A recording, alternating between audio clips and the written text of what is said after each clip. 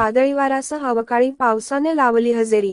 आसलगाव कृषी उत्पन्न बाजार समितीमध्ये अवकाळी पावसाचा धुमाकूळ. जळगाव जामोद तालुक्यात आज दिनांक मे 26 रोजी सायंकाळी 6 वाजेच्या सुमारास वादळी वाऱ्यासह अवकाळी पावसाने हजेरी लावल्यामुळे नुकसान पाहायला मिळत आहे.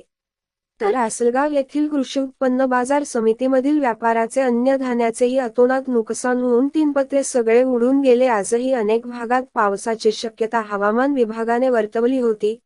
त्याप्रमाणे काही भागात पाऊस देखील झाला. विदर्भ, मराठवाडा आणि मध्य महाराष्ट्रात पावसानं धुमाकूळ घातला आहे. अनेक भागात वादळी वाऱ्यासह पाऊस पाहायला मिळत आहे.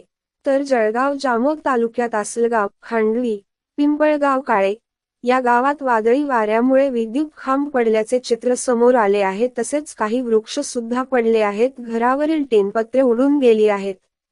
भारतीय हवामान विभागाने आज राज्यात काही ठिकाणी पावसाचा ऑरेंज आणि येलो अलर्ट दाखविला होता. विजांच्या कडकडाटासह अवकाळी पावसाने वादळी वाऱ्यासह हजेरी लावली.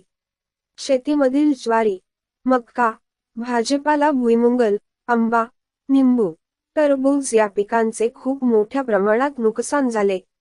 तालुक्यात वादळी वाऱ्यामुळे काही लोकांच्या घरावरील पत्रे उडून गेली.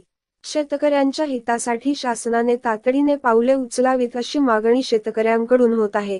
कार्य संपादक मंगेश टाकसाळे यांची रिपोर्ट.